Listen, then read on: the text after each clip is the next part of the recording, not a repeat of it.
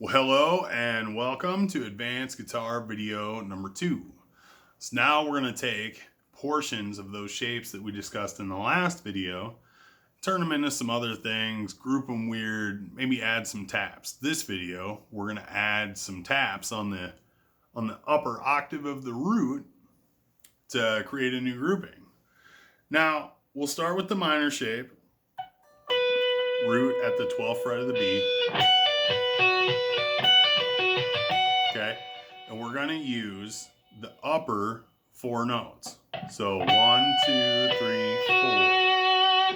Now, if you play these by themselves with no tap, you get 1, 2, 3, 4, 5, 6, 1, 2, 3, 4, 5, 6. So if you use that upper grouping of any of the arpeggios we talked about in the last video, you could play it triplets, triplet, triplet, triplet, or 1, 2, 3, 4, 5, 6. So you already have that in your little pocket now that I'm breaking it down for you. So take the major shape.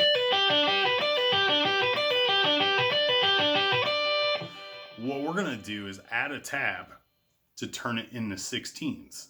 So we need 2 more beats to get around to 16ths. So that's our root. That's an octave up from that root. So you're gonna tap, pull off, up, flip your pick over the G, down, down, down, and you're done. And that's where you would tap again and start over. So slowly.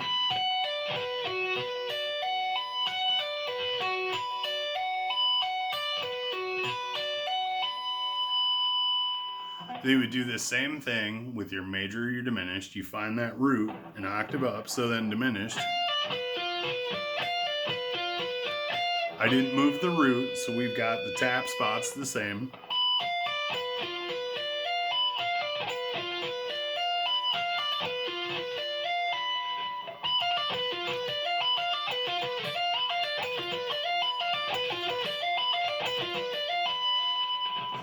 Always do this with a metronome, I'm sure, because I'm not doing it with a metronome. My rhythm is probably not fantastic.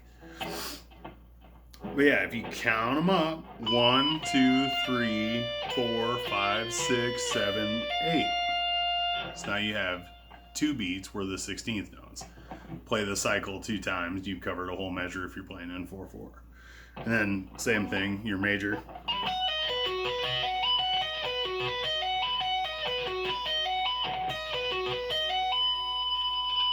Now what gets interesting with this is when you start to move around, because you're paying attention to where both of your hands are, and you kind of gotta, I find it helps to be back a little bit when I'm looking at my hands so I can, out of my peripheral vision, kind of see both hands.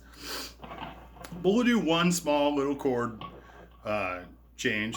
So we'll do the minor 12th fret of the B for your root, and we'll go back to the 10th fret of the B for your major. So that means for the minor, we're going to tap there. 19th fret. Sorry, I had to count. That's scary. I don't like counting at all. And then for your major, 17th fret. So slowly.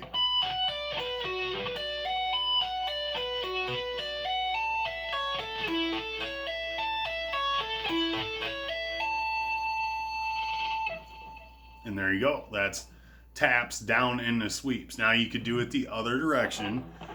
You could sweep.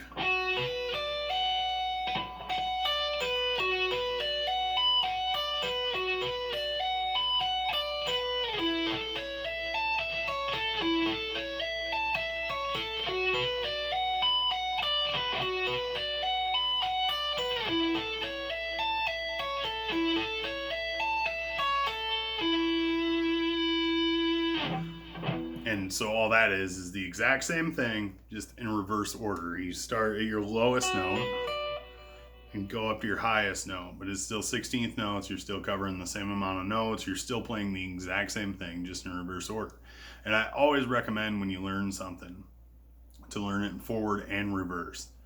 It's weird. Sometimes playing something in reverse, it feels completely like alien. It feels wrong. Sometimes you have to reverse how you're picking it because it just doesn't work right in the other direction. It's really interesting. So this kind of stuff, get a feel for it in both directions. Now, a little bonus is real cool if you know your scale, where you're at, because then you can start to decorate. Here's your seventh, because that's your root. That's the octave up from your root. Go back a whole step or 2 frets and you got your minor seventh. Now if you go from there up a whole step, you've got a ninth.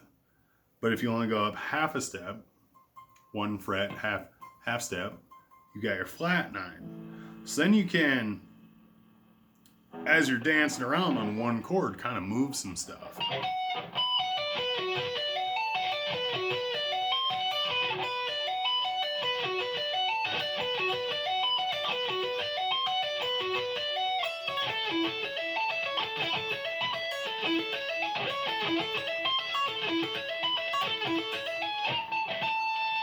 I didn't land that very well at all.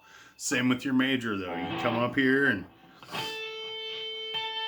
there's your octave. It's your major seventh, minor seventh. There's your ninth. You could start doubling stuff like your third instead of your root, all the way up to your fifth instead, or do like a walk it up the scale kind of thing. Whatever you want to do. But yeah, sweeps and taps. Start with the first figure of just tapping that octave and then start worrying about dancing around a little bit more. But when you tap that thing too, give it a nice good goose. Imagine like a chicken pecking your leg, just ma, that kind of thing. It's going to be awesome. You're going to do awesome. You'll learn this quick. I guarantee it. I bet you'll be playing this way better than I do, because this kind of stuff, I can play sweep picking, I can do these things, but I'm certainly no speed demon at it. I'm getting quicker, but it's definitely not my natural wheelhouse. But I hope you enjoyed the examples. I hope you have fun with them, and I'll see you on the next video. Thank you for watching. Have a fantastic day.